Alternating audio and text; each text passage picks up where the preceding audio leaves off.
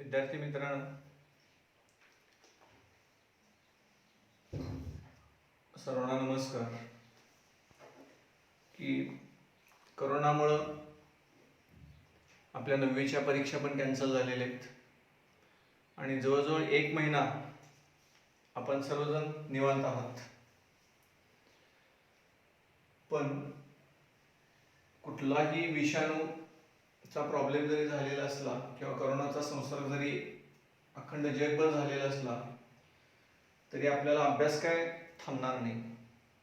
त्यामुळे आपण आजपासून 10वी मॅथमॅटिक्स पेपर 1 आणि पेपर 2 चा सिलेबस सुरू करतोय.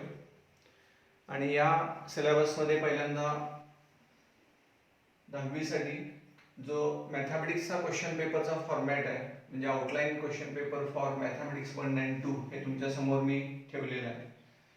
हे ग्रुपवरती तुम्हाला प्रिंटेड पण पाठवणार आहे, तरी सुद्धा एक्सप्लेनेशन देतोय. कारण कोणताही अभ्यास करत असताना 10वीची बोर्ड परीक्षा असो किंवा 12वीची बोर्ड परीक्षा असो, तर त्याचा पेपर पॅटर्न प्रत्येक सब्जेक्टचा माहीत असणं आपल्याला आवश्यक आहे. कारण क्वेश्चन पेपर कसा असणार आहे, प्रत्येक टॉपिकला मार्क्स किती असणार आहे, टॉपिक वाईज वेटेज काय आहे, मार्क्स विथ ऑप्शन किती मार्क्स असणार आहेत, हे सर्व डिटेल्स आपल्याला माहीत पाहिजे. आणि सगळी माहिती माहीत असेल तर त्या पद्धतीनं आपल्याला त्या टॉपिक वाईज अभ्यास करणं किंवा त्या पद्धतीने त्या टॉपिकला वेटेज किती द्यायला पाहिजे, कशाचा अभ्यास कोणत्या पद्धतीने करायला पाहिजे, हे आपल्या सर्वांच्या लक्षात येऊ शकतं. आणि 10वी बोर्ड परीक्षेला आपल्या जीवनामध्ये अनन्य साधारण महत्त्व आहे. 10वीच्या मार्कावरती आपल्याला ॲडमिशन कुठल्याही डिप्लोमा सोडून कुठल्याही व्यावसायिक एज्युकेशनला तुम्हाला मिळू शकत नाही. मात्र 10वी ही बोर्ड परीक्षा म्हटल्यानंतर खूप वर्षापासून याला खूप महत्त्व आहे. आणि त्यामुळं बोर्ड एक्झाम म्हटल्यानंतर बरीचशी मुलं घाबरतात.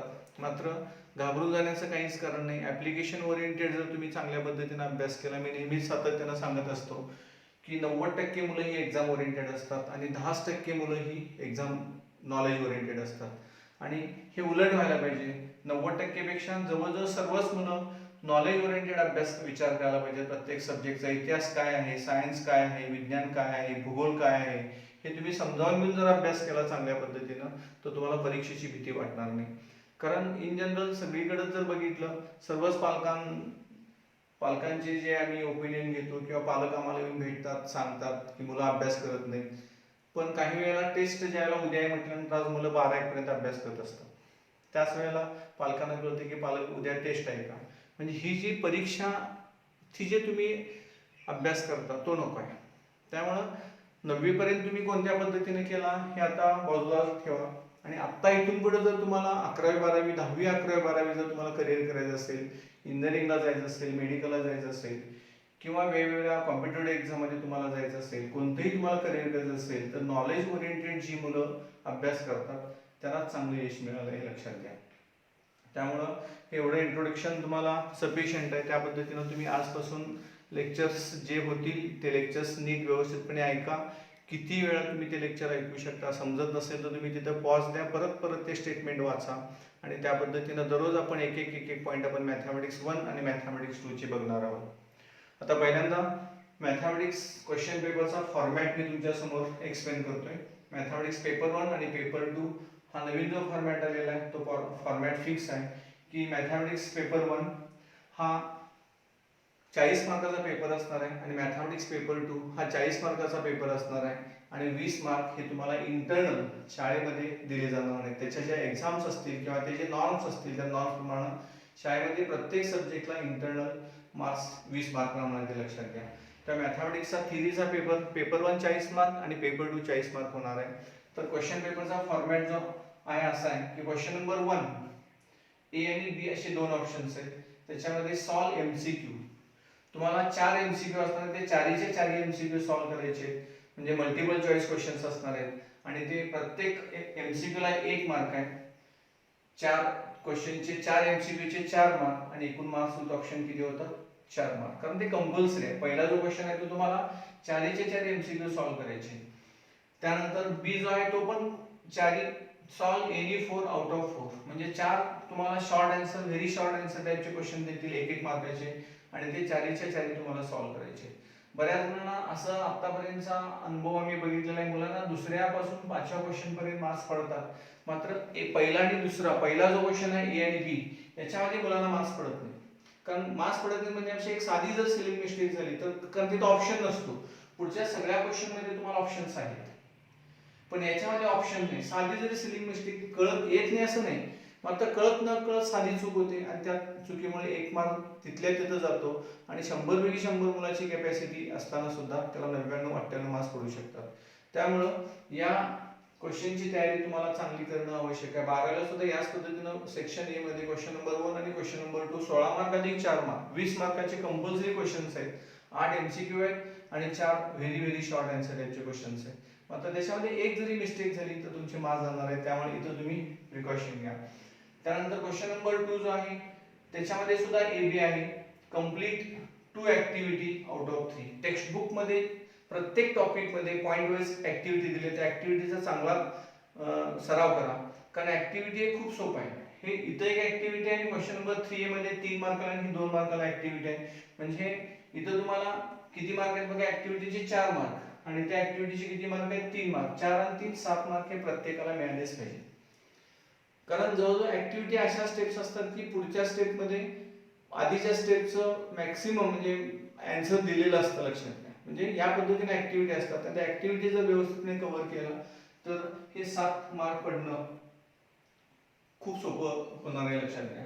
त्या क्वेश्चन नंबर 2 मध्ये ए मध्ये कंप्लीट 2 ऍक्टिव्हिटीज आउट ऑफ 3, प्रत्येकाला 2 मार्क्स आहेत. तुम्हाला 2 ऍक्टिव्हिटी सॉल्व्ह करायचे 4 मार्क आणि एकूण 3 ऍक्टिव्हिटी देतात, ते मार्क्स ऑप्शन किती असणार आहेत 6. त्यानंतर बी क्वेश्चन मध्ये सॉल्व एनी 4 आउट ऑफ 5, म्हणजे तुम्हाला 2-2 मार्काचे 5 एक्झाम्पल्स असतील, त्यातले किती सॉल्व्ह करायचे 4 सॉल्व्ह करायचे, म्हणजे हे 8 मार्काचा हा क्वेश्चन आहे. हे शॉर्ट आन्सर, 1 मार्काचे ते व्हेरी शॉर्ट आन्सर, 2 मार्काचे हे शॉर्ट आन्सरचे एक्झाम्पल्स असणार आहेत आणि इथं 8 मार्क, मार्क्स विथ ऑप्शन 10. त्यानंतर क्वेश्चन नंबर 3 ए बी, म्हणजे 1 ए बी 2 ए बी आणि 3 ए बी, या पहिल्या 3 एक्झाम्पल मध्ये क्वेश्चन नंबर 1 ए बी असे ऑप्शन्स आहेत, ते लक्षात घ्या. इथं कंप्लीट 1 ऍक्टिव्हिटी आउट ऑफ 2, म्हणजे इथं 2 ऍक्टिव्हिटी असणार आहेत 3-3 मार्कासाठी, त्यातली एक ऍक्टिव्हिटी सॉल्व्ह करायचं आहे 3 मार्क आणि मार्क्स विथ ऑप्शन 6. त्यानंतर क्वेश्चन नंबर 3 बी मध्ये solve any 2 out of 4, solve any 2 out of 4, म्हणजे 4 तुम्हाला एक्झाम्पल देतील, त्यातले 2 सॉल्व्ह करायचे 3-3 मार्काचे, ते 6 मार्क, मार्क्स विथ ऑप्शन 4-12 मार्काचा क्वेश्चन असतो, त्यातले तुम्हाला 6 मार्काचे सॉल्व्ह करायचे. त्यानंतर क्वेश्चन नंबर 4. आता क्वेश्चन नंबर 4 ला बरीचशी 10वीची मुलं लास्ट इयरची परवाची परीक्षा देत असताना घाबरलेली होती.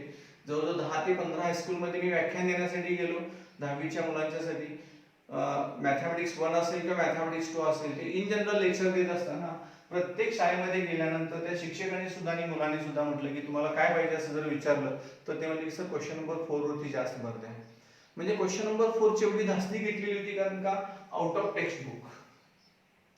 मग हे आउट ऑफ टेक्स्ट बुक मुलं इथं कोण वापरतात की जी मुलं, मगाशीच मी तुम्हाला सांगितलं सुरुवातीला की एक्झाम ओरिएंटेड जी मुलं असतात त्यांना त्या क्वेश्चनचं टेन्शन येतं आणि जी नॉलेज ओरिएंटेड असतात त्यांना त्या क्वेश्चनचं टेन्शन येणार नाही, लक्षात घ्या.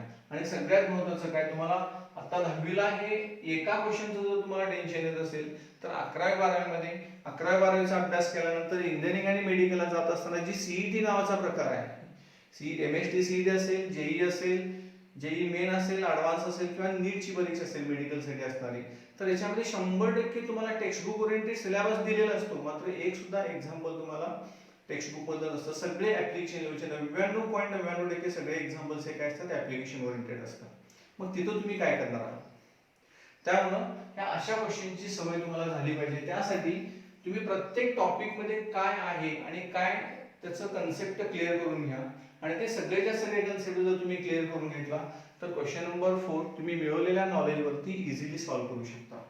आणि जर तुम्हाला ती इझिली सॉल्व्ह करता येत नसेल तर तुमचं नॉलेज हे वीक आहे असं तुम्ही समजायचं, लक्षात घ्या. आणि त्यामुळं हे 11th आणि 12th ओरिएंटेड हा क्वेश्चन आहे आउट ऑफ टेक्स्ट बुक. आणि यासाठी तुम्ही जुनं जे पुस्तक आहे ते काही, आता या वर्षीची परीक्षा देत असताना आम्ही मुलांना सांगितलं होतं की जुनं गेल्या वर्षीचं जे पुस्तक आहे ते तुम्ही रेफर करा. तुमच्या सिलेबसचं नाही, जुन्या सिलेबसचं जे पुस्तक आहे ते जर रेफर केला तर त्यामधले बऱ्यापैकी एक्झाम्पल्स या क्वेश्चन मध्ये विचारले जाऊ शकतात. इथं 2 एक्झाम्पल्स तुम्हाला असतील 2 सॉल्व्ह करायचे आउट ऑफ 3, म्हणजे 3 पैकी 2 सॉल्व्ह करायचे, मार्क पण जास्त आहेत, 8 मार्काचा क्वेश्चन आहे आणि मार्क्स विथ ऑप्शन 12. त्यानंतर क्वेश्चन नंबर 5 आहे तो solve any one out of 2. हा 3 मार्काचे 2 एक्झाम्पल असतील, त्यातला एक तुम्हाला सॉल्व्ह करायचा आहे. आता टोटल परीक्षेचे जे एकूण मार्क्स विथ ऑप्शन ही जी टोटल असणार आहे ती 60 मार्क आणि तुम्हाला सॉल्व्ह किती करायचे कंपल्सरी 40 मार्क. म्हणजे क्वेश्चन पेपर मध्ये पेपर 1 आणि पेपर 2 मध्ये 40 मार्काचे एक्झाम्पल असणार आहे आणि तुम्हाला 60 मार्काचे एक्झाम्पल टोटल आणि त्याचे 40 मार्काचे कंपल्सरी सॉल्व्ह करायचे, लक्षात घ्या. म्हणजे 20 मार्काचा तुम्हाला ऑप्शन असणार आहे. त्यामुळे पेपर 1 आणि पेपर 2 चा फॉर्मॅट तुमच्या लक्षात आलेला असेल. ही याची पीडीएफ मी तुम्हाला ग्रुप वरती टाकणार आहे. हे लिहून घ्यायची काही आवश्यकता नाही. तुम्ही त्याच्यावरती ते टाकल्यानंतर तुम्ही व्यवस्थितपणे ते लिहून घ्या, वही घाला आणि त्या पद्धतीने सगळ्या नोट्स लिहून काढा. कुठे शंका असेल तर तुम्ही विचारू शकता. हा फॉर्मॅट ऑफ क्वेश्चन पेपर झाला की याच्यामध्ये सगळ्यात महत्त्वाचं काय की क्वेश्चन नंबर 3B जो आहे 3B क्वेश्चन नंबर 3B मग मॅथ्स 1 असेल किंवा मॅथ्स 2 असेल, त्याच्यामध्ये दिस question one of the sub question should be asked on prove that given statement. म्हणजे दिलेलं स्टेटमेंट प्रूव्ह करण्यासाठी क्वेश्चन नंबर 3B विचारला जाणार आहे. आणि क्वेश्चन नंबर 4 मगाशी मी सांगितल्याप्रमाणे this question should be out of text book but based on prescribed syllabus and also challenging. म्हणजे क्वेश्चन चॅलेंजिंग पण असणार आहे आणि सिलेबस वरती ओरिएंटेड असणार आहे, ते लक्षात घ्या. त्यानंतर क्वेश्चन नंबर 5 जो असणार आहे तो this question should be creative for which should be response as follows.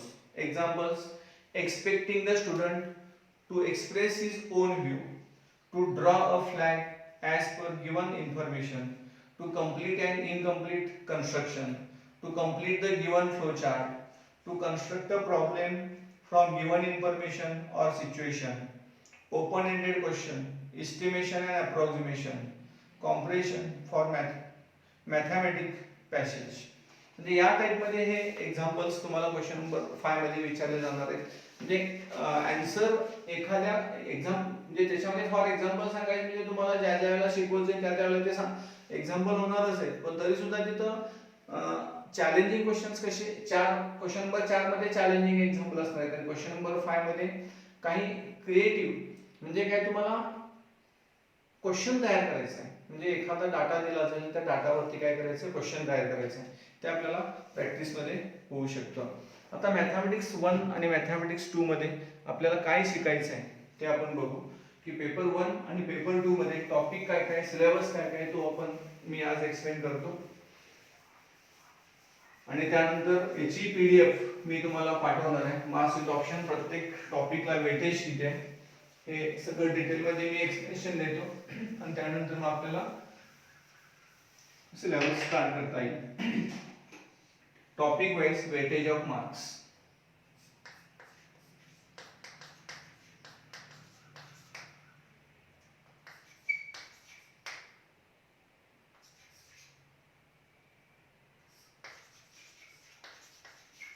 Topic wise weightage of marks.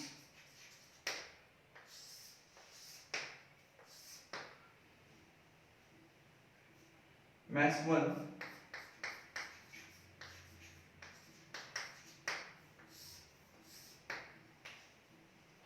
serial number, topic,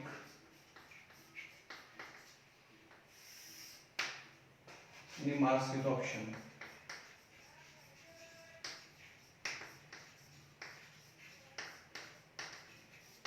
Marks with option. पहिला जो टॉपिक आहे linear equation in two variables.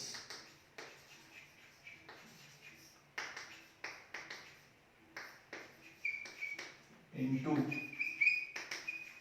variables. Question number 2, quadratic equation. Sorry, topic 2. Topic 3, arithmetic progression.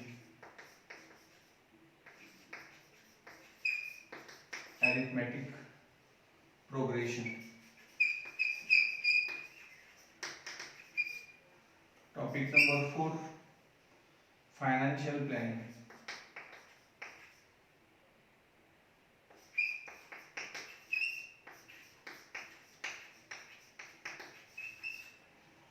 Topic number 5 probability. Topic number 6 statistics.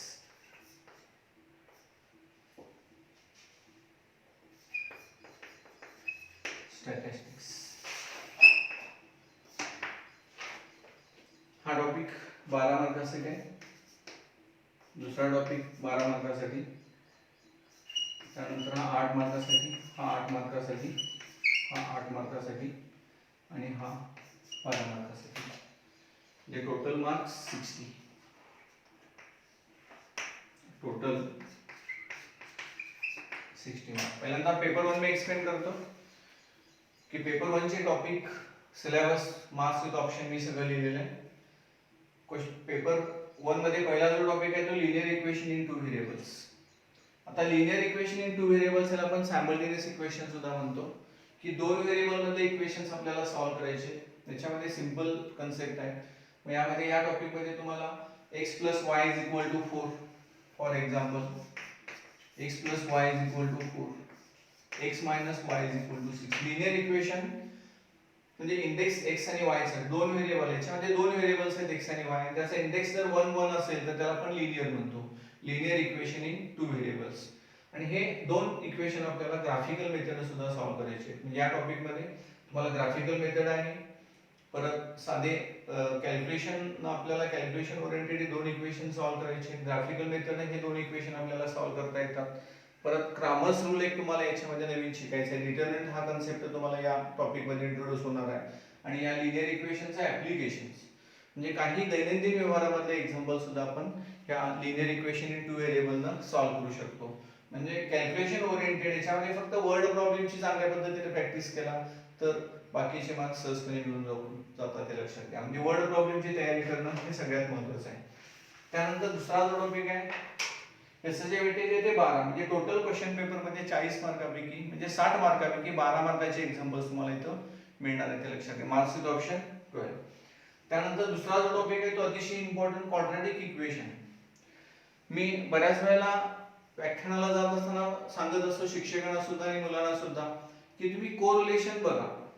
म्हणजे 10वी ला शिकवत असताना शिक्षकांना 11वी ला याचं ऍप्लिकेशन कुठं, 11वी ला हे कुठं उपयोगी पडणार आहे, किंवा 9वीचे टॉपिक मॅथमॅटिक्स शिकवत असताना 9वीचे टॉपिकचं महत्त्व 10वी ला कुठं आहे, 10वीशी संबंध कसा आहे. कारण मॅथमॅटिक्स कसं आहे हे असं उतरंडी प्रमाणे लक्षात घ्या.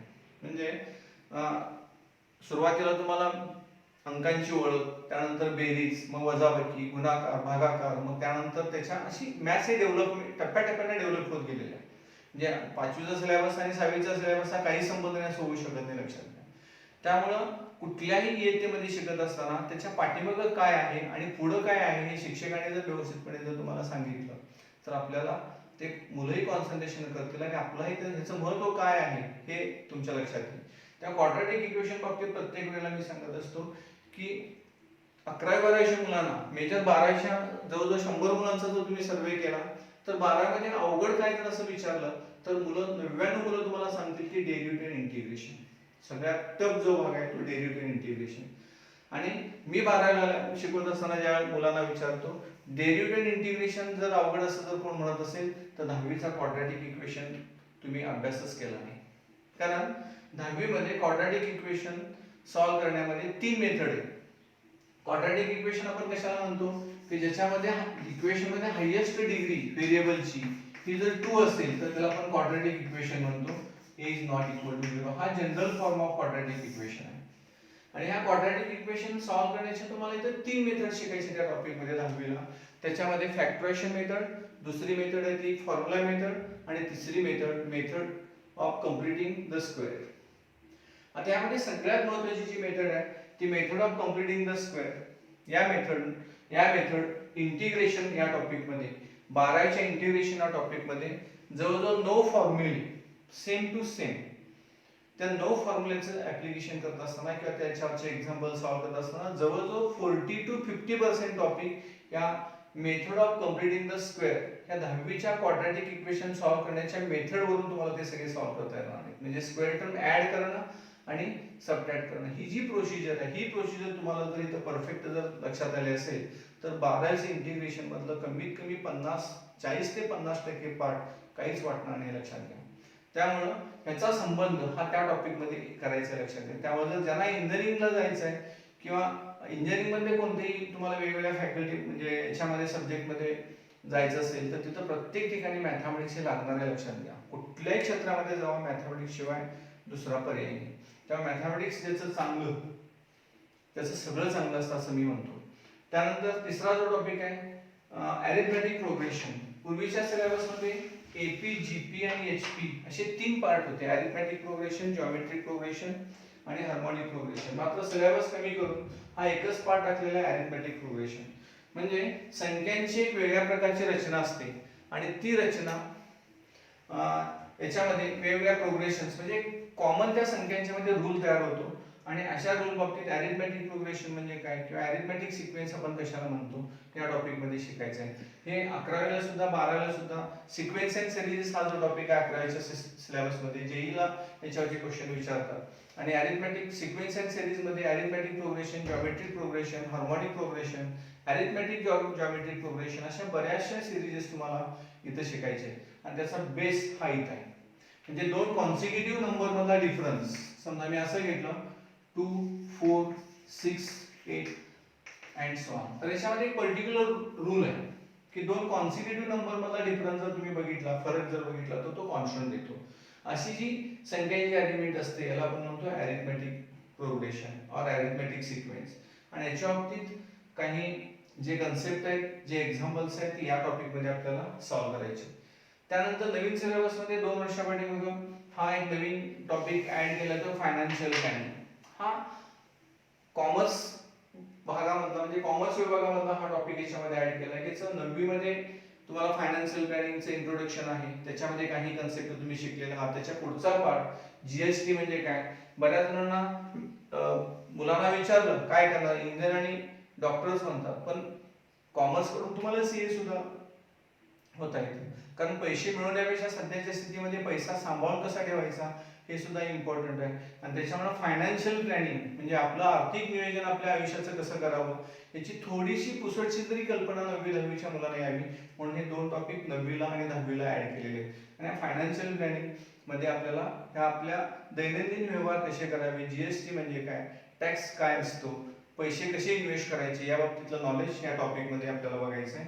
हे दोन्ही टॉपिक अरिथमेटिक प्रोग्रेशन 8 मार्कासाठी आहे, फायनान्शियल प्लॅनिंग 8 मार्कासाठी आहे.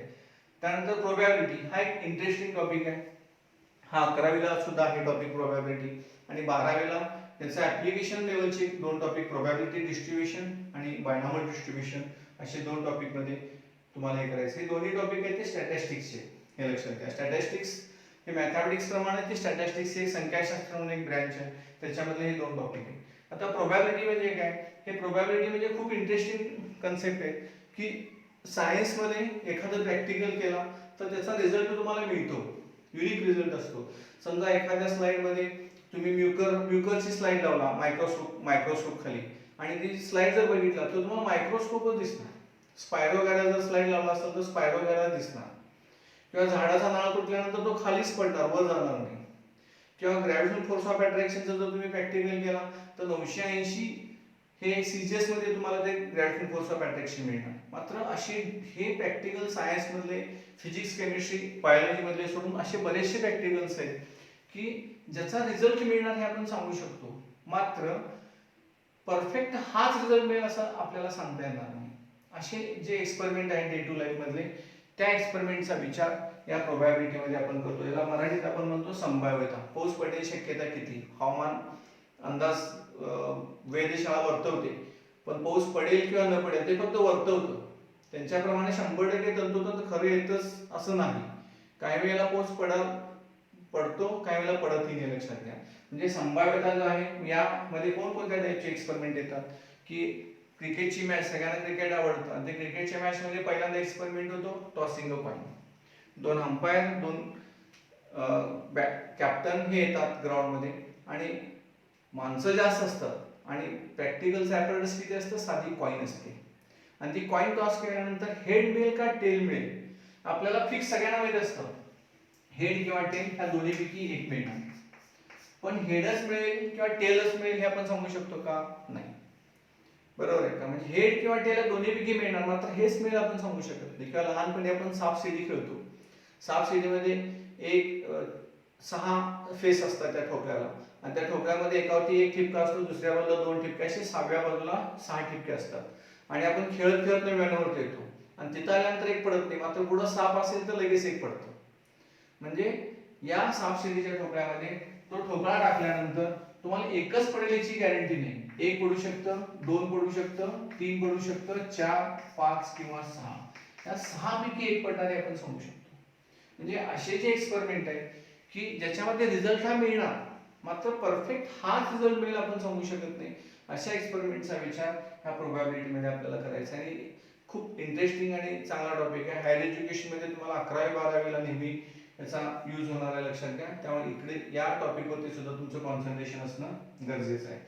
त्यानंतर स्टॅटिस्टिक्स हा मार्क मिळवून देण्यासाठी खूप सोपा टॉपिक आहे.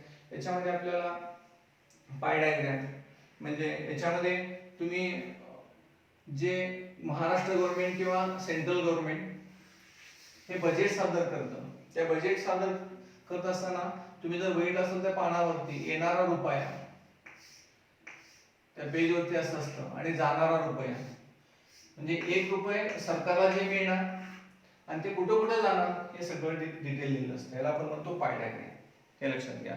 किंवा क्रिकेट मॅच बघत असताना एखाद्या प्लेयरने 100 रन सेंचुरी केली आणि त्याने कुठं कुठं रन्स काढल्या हे ते तुम्ही सर्कलमध्ये दाखवतात, सर्कलमध्ये. आणि इथं हा बॅट्समन आहे तर कुठं कुठं रन्स गेल्या, 1 रन असेल तर हे शॉर्ट, 2 रन असेल तर थोडं लांब असतं, बाउंड्री असेल तर हे असतं, 6 असेल तर ते रेड कलर मध्ये तुम्ही बघितलं असाल. त्याला आपण काय म्हणतो, पाय डायग्राम. म्हणजे कोणकोणत्या एरियामध्ये त्यानं जास्त मार्क्स काढले, जास्त रन्स काढले, म्हणजे या एरियामध्ये किती रन्स काढले 15%, इकडं ऑफला किती काढले 20%, ते दाखवलं असतं ग्राफमध्ये. याला आपण काय म्हणतो, पाय डायग्राम. त्यानंतर याच्यामध्ये वेगवेगळं मीन, मेडियन, मोड असे कन्सेप्ट सगळे याच्यामध्ये शिकायचे. त्यानंतर फ्रिक्वेन्सी पॉलिगॉन आहे, म्हणजे असे जे कन्सेप्ट आहे हे सोपा पार्ट आहे आणि प्रत्येकाला हे सहजपणे 12च्या 12 मिळून जातील, 12च्या 12 मार्क्स मिळून जातील असा हा टॉपिक आहे. असं टोटल पेपर 1 मध्ये आपल्याला 6 टॉपिक शिकायचे as compare to paper 2. Paper 1 हा खूप सोपा आहे. पेपर 1 मध्ये आणि पेपर 2 मध्ये सुद्धा बऱ्याचशा मुलांना आउट ऑफ बॉक्स मार्क्स पडतात. पेपर असा खूपसा अवघड नसतो. फक्त क्वेश्चन नंबर 4 ची जर तुम्ही चांगल्या पद्धतीने तयारी केला तर सहजपणे 40 अधिक 40 आणि कॉलेज शाळेतले तुमचे हायस्कूलचे 20 मार्क हे सहजपणे मिळून जातात. आणि 100 पैकी 100 मार्क्स मिळवण्यासाठी मॅथमॅटिक्स हा सब्जेक्ट खूप सोपा आहे, लक्षात घ्या. त्यामुळे पहिल्यापासून आपण त्याची तयारी करू, प्रत्येक दिवशी पॉईंट टू पॉईंट. फक्त आता आज मी तुम्हाला पेपर 1 चं इंट्रोडक्शन दिलेलं आहे. पेपर 1 मध्ये आपल्याला काय शिकायचं हे मी तुम्हाला एक्सप्लेनेशन दिलेलं आहे. आता उद्याच्या लेक्चरमध्ये आपण काय करू की पेपर 1 मधला लिनियर इक्वेशन इन 2 व्हेरिएबल हा पॉईंट सुरू, म्हणजे हा टॉपिक सुरू करू आणि दररोज एक एक पॉईंट आपण घेत जाऊ. म्हणजे लॉकडाऊन संपेपर्यंत इथले 1-2 टॉपिक संपले, पेपर 2 मधले 1-2 टॉपिक संपले तरी सुद्धा आपल्याला सफिशियंट आहे. लक्षात घ्या की जे जे काय सांगितलं किंवा जे वेटेज वगैरे दिलं ते मी तुम्हाला ग्रुपवरती सगळं पाठवणार आहे. ते व्यवस्थितपणे एक वही घाला 200 पानी, पेपर 1 साठी 200 पानी, पेपर 2 साठी 200 पानी, ते लिहून घ्या. ते काय काय दिलंय ते वाचा, 2-3 वेळा वाचा, कॉन्सन्ट्रेशन वाचा.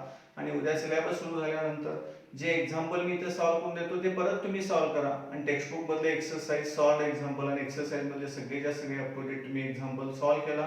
कुठे शंका असेल तर फोन करून तुम्ही जर विचारला तर या सुट्टीचा फायदा अतिशय चांगल्या पद्धतीने करून घेतल्यासारखं होईल, हे लक्षात घ्या. थँक्यू.